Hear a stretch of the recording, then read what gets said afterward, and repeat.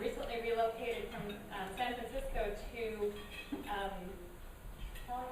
Orlando, Florida,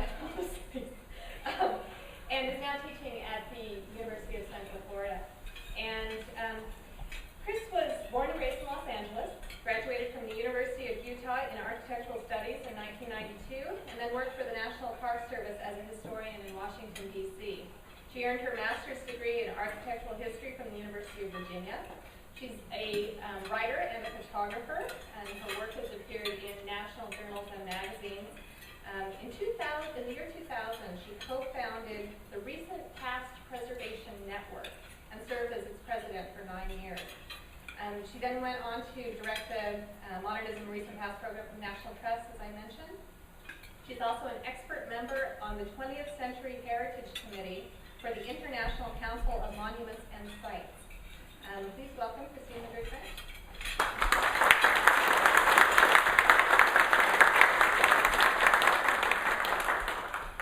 right. Was that enough of a qualification, everybody? So, I think we're having a good time today. I wanted to make sure that I thank everybody, as everyone else has, especially Kirsten and the staff of the Historic Hawaii Foundation and the University of Hawaii for hosting us here, and Louis Fun and his colleagues at Fun and Associates. So with this speech, I'm hoping that I can present to you some tools for taking the study to the next level, and also protecting our modern heritage and building a constituency for modernism.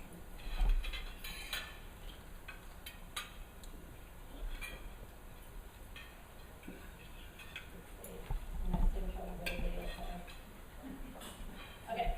All right, so we'll start with the beginning of preservation.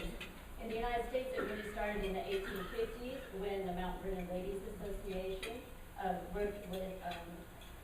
initiated a fight to consider the first preservation fight in the country to save Washington's house in Virginia.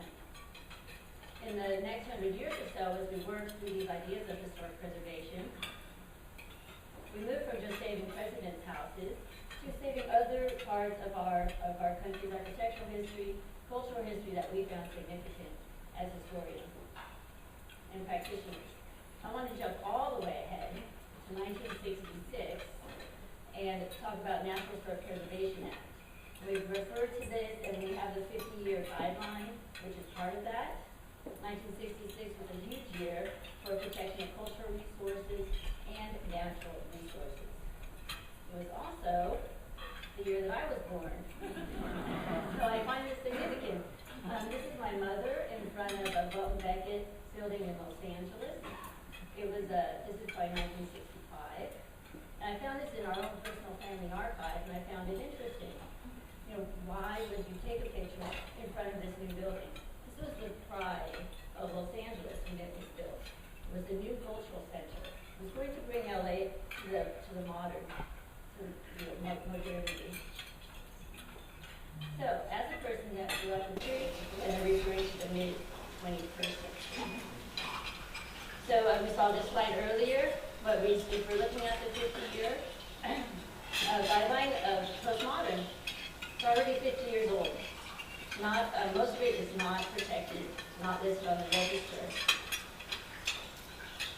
And then I thought this was an interesting example. I wish you guys could see better over here, but this is the Zephyr Surf Shop in Santa Monica, which was recently landmarked by the city of Santa Monica as the birthplace of modern skateboarding.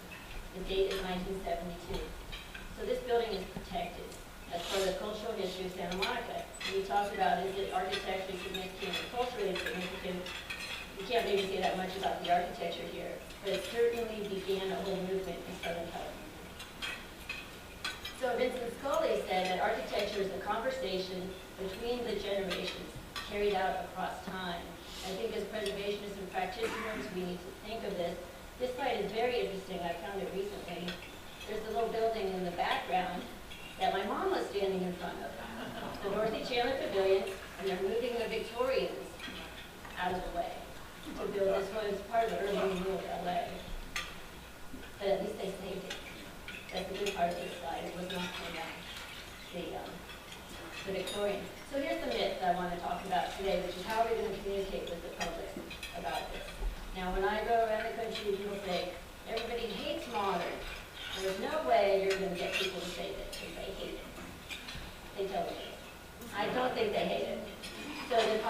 of Mad Men and the recent, this whole slew of shows on TV right now. People actually love this period. But what's missing, like I said earlier, is we've forgotten to tell the stories behind some of the buildings. Because it is part of the nation's development in the 20th century. And there's proof, actually, that the public does not differentiate between a modern building and an older building as long as you're telling the story of the structure and they can relate to it. This is a study that the AIA conducted a few years ago, and it's America's favorite architecture. And in the top 5, all expected, Golden Gate Bridge, the White House, Empire State Building. But you go further down, and you'll see some interesting, conjunctions. Yes, there's the Apple Store, which is right next to the Field Museum in Chicago, which is 1889, I think, or 1909, and next to the Cadet Chapel, very modern, 1962. Right next to Jefferson's Virginia State Capitol, 1788. So for the public, there is no differentiation. They're just picking things that speak to them.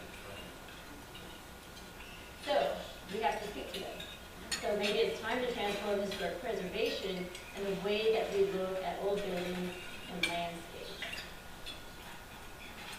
I like to use this idea of the 6 degrees of separation. So you have from the A to the B.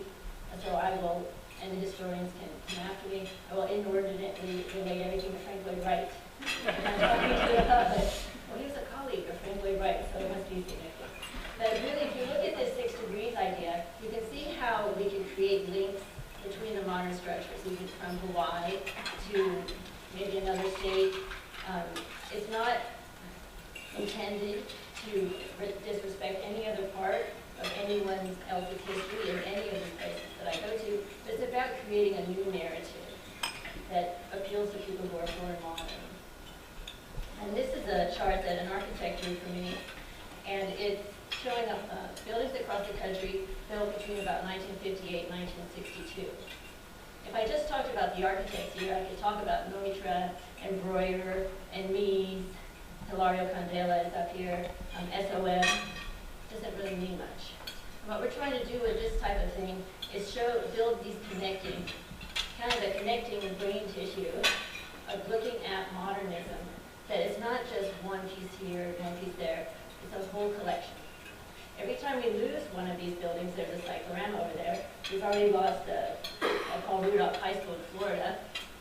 We're damaging the integrity of the American architectural collection from this particular period. So with this modernism, it's about